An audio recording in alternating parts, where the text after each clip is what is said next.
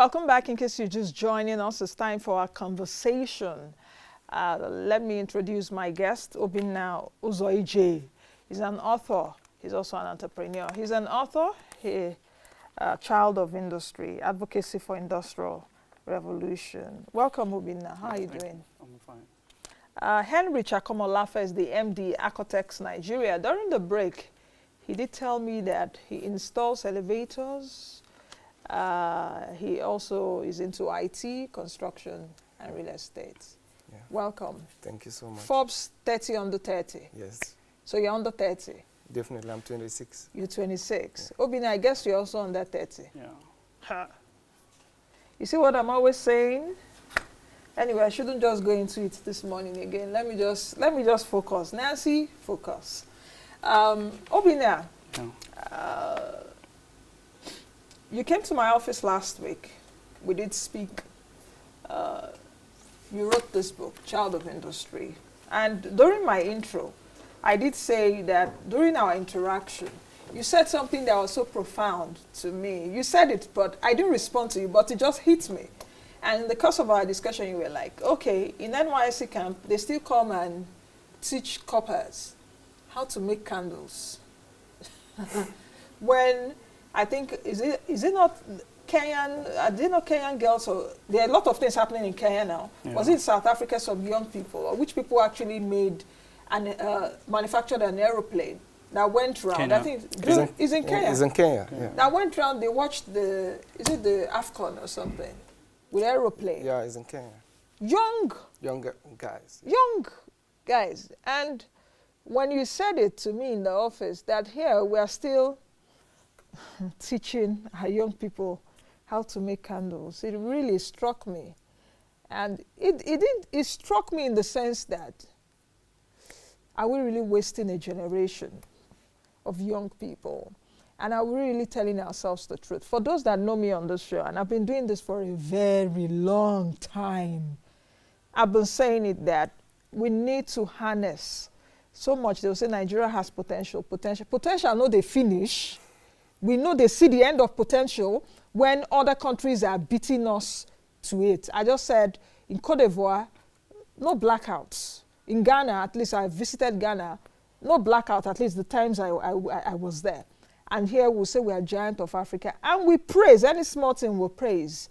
You know, let me just give you a minute to tell me why you did put this together. I hardly do this. Sometimes, you know, not that I don't bring authors, I do, but my interaction with you, I just said, fine, I just needed to also hear what you guys are feeling. Since you guys are the under 30, you are the young and youthful population that should move this country forward. I'm not an old person too, but, you know, but let me give you a minute, you know. Thank you very much.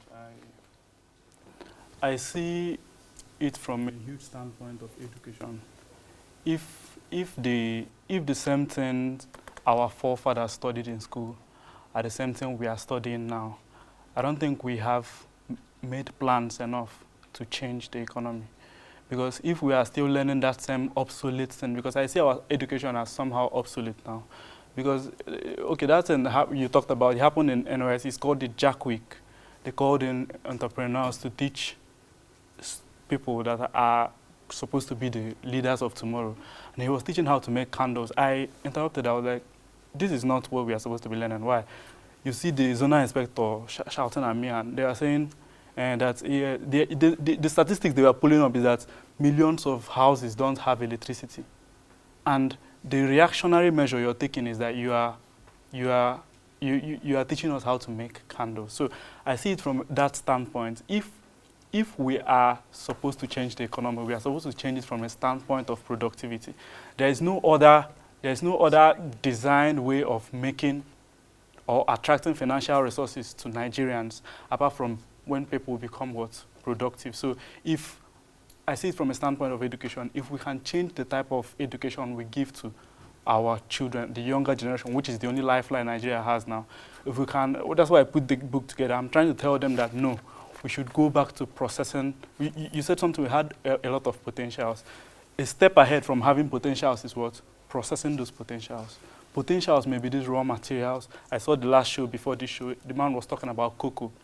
He said something, he mentioned it a lot that it caught my attention. And before the discovery of crude, we were still exporting crude, but we are exporting what? Crude cash crops.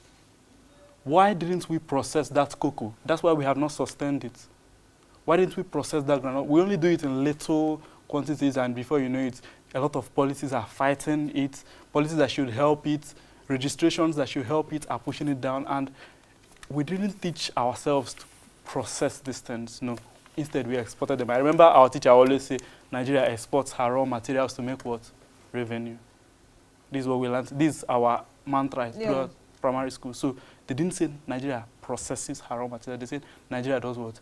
Exports them. And we still do that till tomorrow. Till tomorrow. So we didn't start exporting crude when we discovered oil. No, we started exporting crude the first time we started seeing raw materials, because when we saw the colonialists per se come in and they looked at our groundnuts, wow, nice, and they wanted to exchange it with soap, they wanted to exchange it with peanut butter.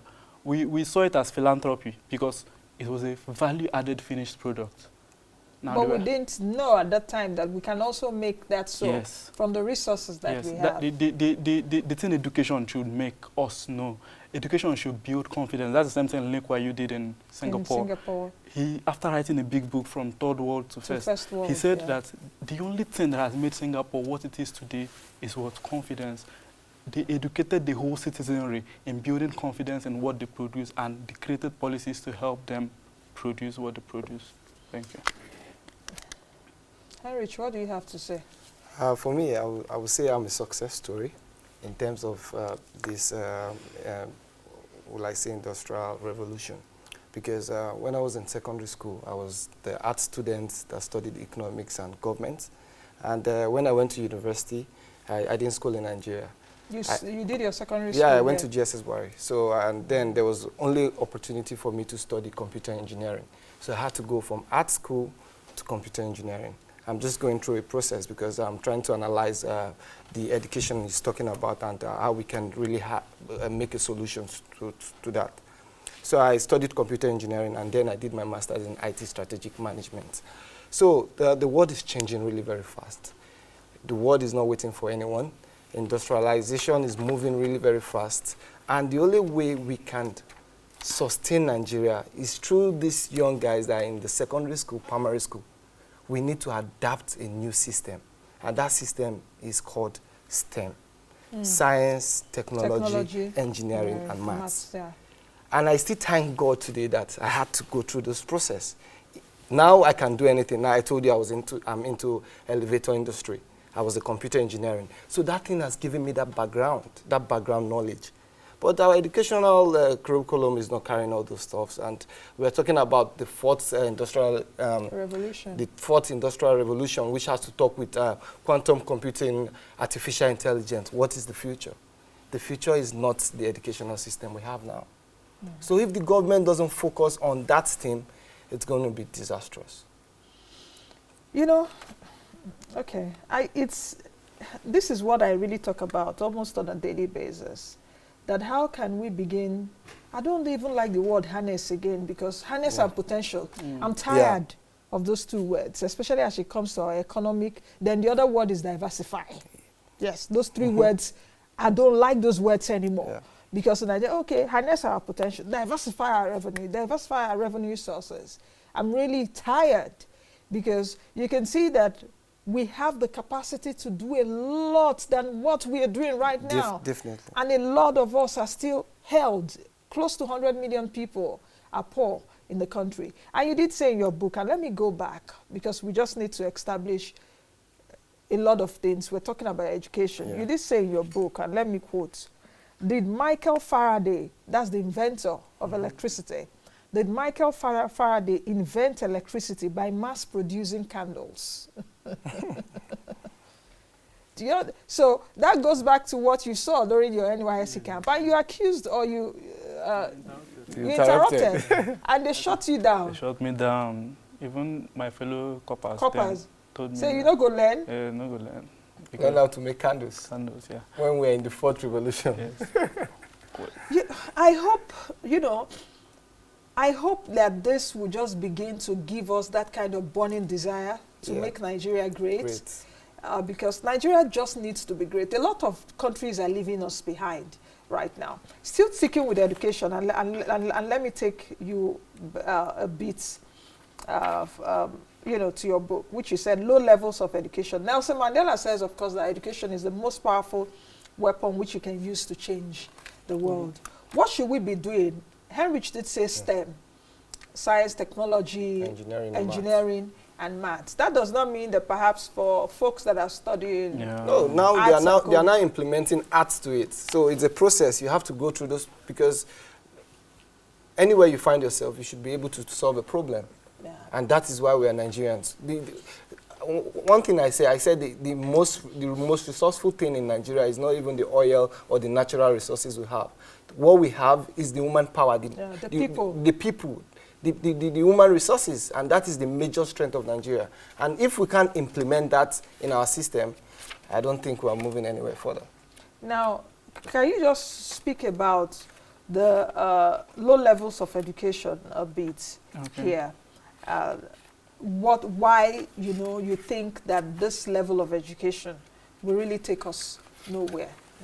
Yeah. Okay, in the book, there's something I did. I addressed major deciders that say this is why we are a third world country, and our level of education is one of them. When people are saying diversify, do this one, and all those language you're tired of presently now, what they're trying to say is that cassava as a raw material has a lot of uses, but we have had only one customer because we produce only gari. Do you understand? Cassava, we produce gari and fufu, and this is what our forefathers did 400 years ago. And we have not moved a step further because we have not had investments in research. Our education is not research-oriented. We just want to talk about that. And you see someone that studied very good courses in agriculture, and he comes out and says he's now a programmer because we are in the fourth industrial. But you spent the prime of your youth studying agriculture, which is the bedrock of the society. But the fact that you see that every old woman in the village does cassava farming and sells gari in the market, and that is you now be like, that's for poor people. Now, what if education tells you that, no, apart from gari, we can produce ethanol, we can produce starch, we can produce disposable plates, now you have diverse customers. You have a lot of human resources that you can employ. You can employ chemists, people that studied chemistry. You can employ people that studied physics to develop machines or to look at or work in where we have the machines that produce the ethanol. Now, what does leadership do in this education I'm talking about? Now, a governor per se can have a state that produces a lot of cassava. And we're the largest producer of cassava in the world. Yes. In the world. And that's the potential. That thing you talked about now is a what? It's a potential. That thing you're tired of, potential. The potential is that we are the largest producers of cassava, but it becomes kinetic. The opposite of potential is kinetic. It becomes kinetic when we start bringing out diverse uses of that cassava. A governor can say, we produce a lot of cassava in my state, but we have a brewery, a beer company that uses ethanol. Processes. Yes. You're going to them and saying, okay, how do you guys get? We import. Yes. But we have the farms. What do you need? What do you need? How do this Abia State, for example, how do Abia State give you the ethanol you need? What are the, and he's going back to the village, setting up companies, bringing machines that will process this cassava and extract the ethanol, and you're connecting them to this. You now see that a lot of young people like us now will now say, wow, I can do the business of supplying ethanol to these breweries. You understand? And people are getting jobs. We are scared of agriculture now because we think that it's only something for very old people. We are scared of unearthing all our raw materials and processing them into value-added finished products because we think that it is something for poor people. Everybody now wants to go and code. Everybody now wants to go and do social media management. Everybody, and nobody wants to. Exactly. Nobody wants to go back again and say, wow, we have lime, we have cocoa. Almost everything we use. Okay. We have palm kernel. And we import the palm kernel oil. even till now, I was on Radio Nigeria the other day, and my colleague, the person that I was interviewed with the guy, he was talking about he studied engineering, but he produces palm kernel oil. But he said that what people import is way cheaper. Now, thinking about it, so still in that education, if America says we want to start producing yam today, our yam farms will close. We want to start sending yams to Nigeria today, our yam farms will close. Are you getting what I'm saying? Yeah. Because we have not made productivity a focus of our education. If we have millions of people in Nigeria, I think every arm of the leadership should go to how do we produce things. China made a lot of companies and manufacturing companies come to their country because they knew they had the population, they had the human resources to employ. But we have these human resources, and almost everything even if I say everything that is not produced in Nigeria here now should disappear, I think we will almost live here naked. Because put the textile, put the shoe, you know, we just assemble. We go to where I produce it. Anytime we say I'm a startup now, someone in China is making money. Because you get your textiles from him, you get your everything from him. You just assemble it, your shoes, the leather. You understand what I'm saying? So I think education should take us back to that. It will be a powerful weaponry to fight with the ships of consumer mentality. Henrich, you know, let's move a bit from education. We've established that our education is not educating Nigerian young people right now for the future. And I don't know, it really behoves on our government across all levels to begin to rethink education. When you also come to education, you talk of dilapidated infrastructure. Infrastructure even across board. Poor infrastructure across board. You definitely need infrastructure in what you're doing, because when you were telling me about elevators and all that, I just said, fine, we don't do that in Nigeria, so you install the ones that are imported. Very soon we will start, because we are getting to that process. Yeah. And the only major challenge we have when we talk about education, we have to talk about power and security. Because it made mention about when you want, if America start producing yam, it's going to even be more cheaper to produce in America than in Nigeria. So when you talk about that, then you have to talk about power, you have to talk about security. Because any investors that are coming to Nigeria to implement all those strategies, to start a factory, they have to consider the overhead. And when you don't, you spend almost all your money generating power, buying diesel and the rest. It makes the product very expensive. And that has been another challenge we have in Nigeria: education, power, and security. How should we attend to the concern of infrastructure? Because you also mentioned it in your book. What should we do? Infrastructure in Nigeria is a very strong word. We have looked at infrastructure as a myth, as something that cannot be, especially in places that productivity is high. I come from a place, Aba. You need to see how many shoes leave Aba every day. But you look at the infrastructure, you look at places like Ahiohoro, look at places like Ariaria. These people produce in millions every day. And to some extent, I think that they are running away from, because going to a place that has good roads and has electricity, bills will skyrocket. So I think they are running away from those places to come and stay in a place that they can do what? Produce. Now, there's a type of government leadership environment that should affect infrastructure and businesses. It's a leadership environment where business moguls, big business people are connected to the government in the favor of the people. Now a man says that, I produce this thing, or the government goes to a man. This is what the government should do. The government goes to a man that produces something in a certain area. What are your problems? What are the problems you have here? He says it's roads, it's electricity, and the government says, okay, this is what we are going to do. We are going to make roads for you. We are going to, it's a very simple thing that the government should come to. There's this electric grid called kinetics that is an Aba. They just left it moribund. It should give the whole Aba electricity. This is when you pursue industrialization. When you pursue industrialization, infrastructure is a byproduct, because you know that haulage will have to take place, and things will go, mass production will have to take place, and without transportation, Margaret Thatcher said that economists work on infrastructure. Infrastructure. Yeah. It should not be something we should be talking about now. Talking about infrastructure now and talking about roads now is a shameful thing. It's not something we're supposed to be. So when people mention infrastructure and I now say, and people say we are the youth, we can do it by ourselves, you don't need to blame the government. I'm like, what are you talking about? Are you going to do the road construction by yourself? We should. Why I wrote this book, I want to put it to the people that it should get to a point that where we want to elect people into offices that should govern us, the person should have blueprints that pursue industrialization, not blueprints that look for electricity that we are going to use and iron our shirts.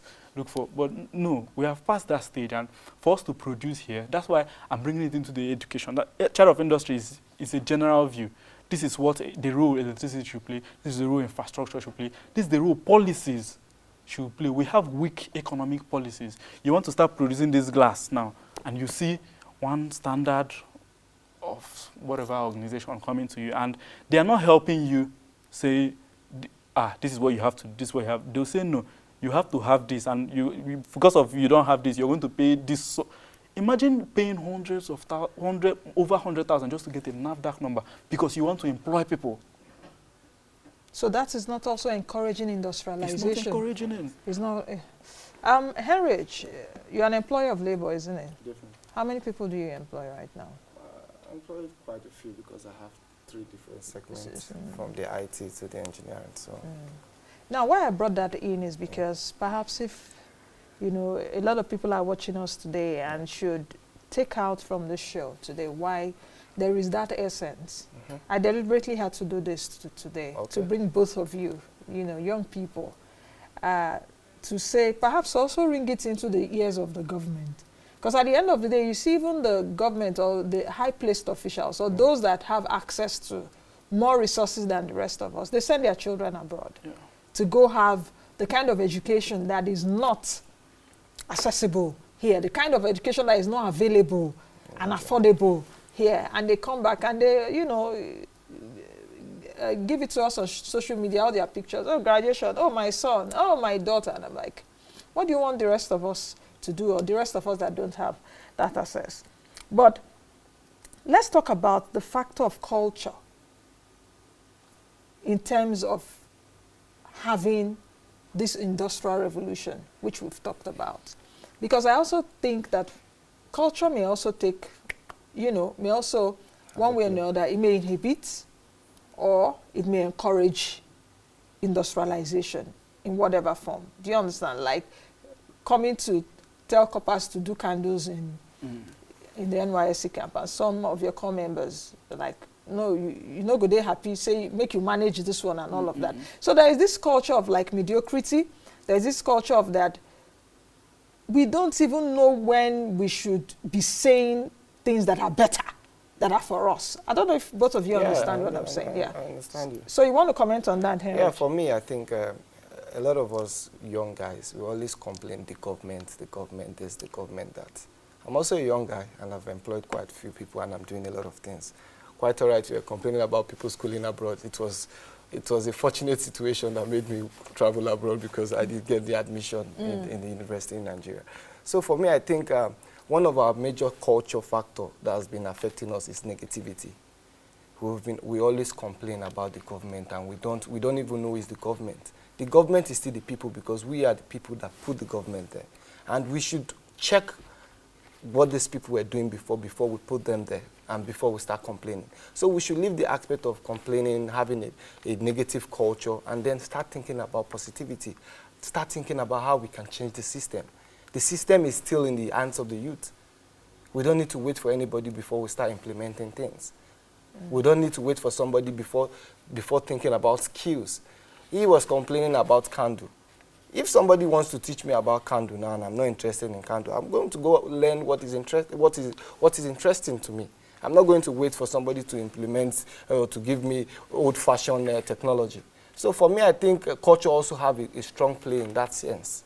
So we should leave negativity and then focus on positivity. Okay, Obinna, let's talk about a chapter in your book which you talked about skill and leadership. I want you to, you know, expatiate on that. You said that being a leader without being skillful is a major problem we have in our society today. We define leadership and skill as distant relatives, but in order to lead people, you have to be a leader in the space of your own skill. Has your skill elevated you to stand before kings? Okay, So which do we really lack? Is it skills or leadership in the country? I think there's a we juxtapose the both. Leadership is not a factor. It's not a consequence of skill. As in people lead in fields that they are not skillful in. They have not garnered enough skill in. That's why you see people do things that are alarming. I see leadership from a standpoint of skill. For someone to say that I want to lead a people, at least you should have led in the space of your own skill. I was trying to marry the both. I was saying that a person that is skillful, a person that is just normal can be replaced. It's just like someone walks here and the person is replaced easily. But a person that is skillful, it can be replaced, but it's not so easy to replace a skillful person. And I was trying to bring in the space of skill to the mind of the Nigerian child. Every child needs to have a skill. In a country that we are trying to pursue productivity, every child needs to have a skill. And skill is not economic activity. There's economic activity and there's economic creativity. Skill is not going to say, I've started a business, I import clothes from China and I sell to Nigerians. That's not a skill. You may have a skill in marketing, yes, but we were trying to produce. I'm trying to look at a scenario where Nigeria becomes a family that strives to pursue productivity, not economic activity of buying and selling. I go to markets like Ariaria, and in a place where they are not producing, there are places that they produce and there are places that they don't produce. In a place they are not producing, you check Parker there is into dust pan, and you see made in China. You go check cup, made in China. You see that it's 90% China. And that is an international market that we should have been at least producing. Are we a 200 million people that have nothing to offer to the world? You spoke in your book, you also wrote in your book, rather, that I think you quoted Professor Pat told me that said a town in China makes 60% of all the buttons used in the world. Yes. So all the buttons that we use, perhaps the buttons on my own clothes too, is made by just a town in China. In China. Kiotao. Yes. It's called the button capital of the world. Of the world. Yeah. You see, a local government has said, let us start making something in China. Maybe they have plastic, this thing that comes out from the plastic tree. In China, they have different cities that manufacture different things. This is what used to happen in Nigeria. Communities used to have commodity boards where they produce. You remember those things? Yes, I do. I talk about it all the time. They actually taught us in primary school. Yeah. So when you want to find cocoa, you know where to go. When you want to find cassava, you know where to go. The standards are there. You now see those communities, they employ people, chemists, and they're saying this is what. Now, what does the government do here? The government makes it possible for that community. This is where infrastructure comes in. This is where electricity comes in. This is where education comes in. Even security. Security. I see the leadership now as a victim of wrong education, wrong definition of education. Because this same thing we learned too, that Nigeria have to export their raw materials to make money, is what they learned too. And they grew up with that knowing. And the thing is, education is quite different from skills. It's as if you have a car, and you don't have the skills. How are you going to drive the car? Yeah, this is what I said. I said that in the beginning. I said education is not schooling. Yeah, you said so. Schooling is not education. We mix the both up. Yeah. Education is something you do in your mind. But if we can implement that STEAM, definitely it comes with skills. Yeah. This is where we have practical education, yeah, functional education. Let us learn something like tailoring 101. Let us learn something like plumbing 101. Let us go back to learning things that will solve our own problems. I wrote there too that, why don't we study waste management science? Yes, when you talk about proper sanitation. Yes, well, everywhere is dirty. Yes, and there's a whole lot of money to make from the dirty environment. Now in Nigeria, if you want to make POP, you say, let's go to Benin, where there are a lot of graduates wasting, because now we consider tiling plumbing as a dirty job. And Yes. all those things are what we call skills. Yes. Yeah. Now, And those people that are Yeah. doing it right now in Nigeria are not And Nigerians. not If you want Nigerians. to get a very good Tyler, So- you must go outside the country. So that is not the fault of leadership. now, That is also, no, that is the fault of the youth. now, there's something happens. There are productions you cannot go into when you don't have policies to guide them. There's something I said about when you talk about not only this thing. There's something I talk about language. I saw Wazobia FM. Yeah. There's this Wazobia FM. It's owned by a Lebanese Yeah. that saw the media potential in the pidgin English. You understand? This is something that he saw and said, wow, let us do this radio station, and he's making millions off of it. This is a person that came from another country. Now, what am I saying? And another thing is, we don't really appreciate our own. Confidence. Yes, which I Confidence. want you to expatiate Yeah. on what you've just said, because there is also a part where you said it in your book, and it also struck me. You said, I remember when our teachers punished us for speaking our native language, Yeah. Igbo. It depends on whichever language Yeah. extraction you are within the school premises. Our teachers were Igbo too, but they refer to our language as vernacular. Yeah. This practice swept us away from our culture so much that if a man on our street cannot communicate his vision in English language, Yeah. he hardly finds avenues to accomplish it. Okay, yes. We were sparingly introduced to our local foods in some home economic classes, and were never told that these foods can be improved on.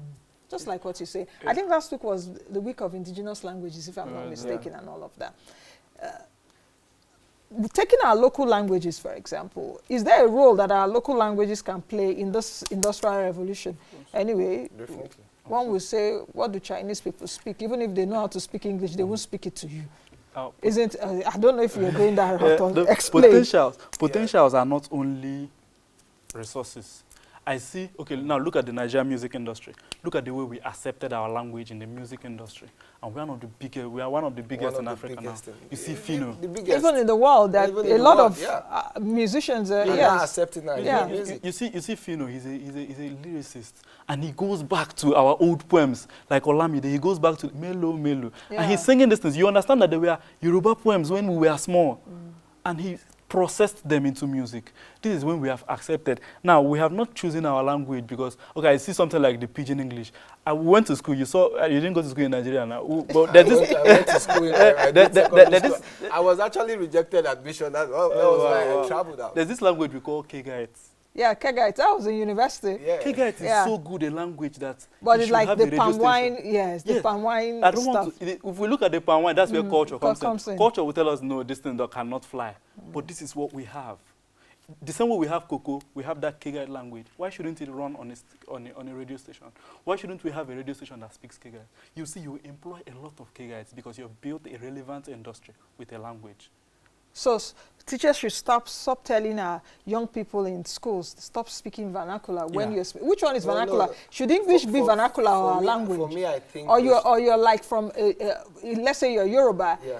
both parents are Yoruba and your children are speaking But English I at think- home, I think and Lagos, you say, you know, recently, Lagos State has adopted something like if you're in any secondary school, you have to learn Yoruba Yes, even language. Imo State. I schooled in Yeah. Lagos Yeah. and I learnt Yoruba. Yeah, I so, yeah. can read Yoruba. I speak it. You know, I did school in Igbo, but I Okay. can speak Igbo. You know, I did school In the East, but I speak Igbo. Not just I speak it, I speak my own language because I'm from Delta State. I speak my own language up till now, even with my siblings. When I come on TV, I speak English. But after TV, when I go home, I speak my local language. I don't think it should, isn't it? You're saying that we should, it's all encompassing. Yeah, I think there should be a sense of balance. There We should balance. definitely be a sense of balance, but we don't need to wipe away Yeah, like we don't- English language. because- English language yeah. gives us a wider range of communication Yes. to many other people, but there should be a sense of balance. We should make sense from it.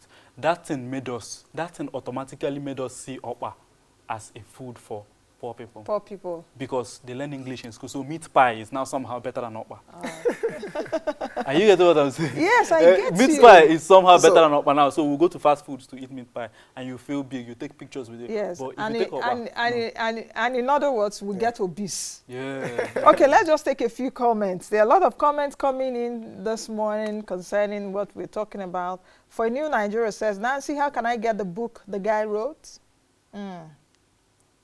Okay, can they it's get on, your it's on book? Okada Books. I'm just giving you free adverts Oh, today. wow. I don't know why, I'm just so drawn to you. That's why, so it's on Amazon, isn't it? Okada Books. Okay, Okada Books. Okada So Books, yeah. you can get Obinna's book. Taiwo Ba says, kudos to Obinna, he's talking sense. Hilary says on Twitter, industrial revolution does not happen overnight. It takes a well-planned policy framework with the buying of the populace into the big picture.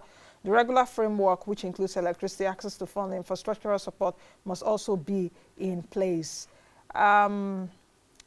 Cute says, it would be erroneous to think that teaching core members how to make candles is a misplaced priority. A visit to ShopRite will show you how much more candles are regarded, even as fragrance. That's all those candles that have fragrance, isn't it? Anyway, so many comments coming through. All right, I think this is where we'll end the program today. It's as if we shouldn't end, Shay. We should keep talking. Definitely. But I want to say many thanks to you both for coming on today's edition of the program. I've been speaking to Obinna Uzoije. Uzoije. Yes. Yeah, Uzoije. that's a fine name. Uzoije, he's an author as well as an entrepreneur. He's an author. He did write Child of Industry. So you can check that out. If they Google it, they should be able to. Of course. So just Google it, Child of Industry. Henrich Akomolafe is the MD, Akotech Nigeria. Well, thank you for being a part of the program. Thank you so much. Thank you both again. Thank you so much. All right, that's the much you can take on today's edition of the program. Please join us again tomorrow for another edition. Be the best you can be and be the change that you want to see. I am Nancy Nnaji. Bye now.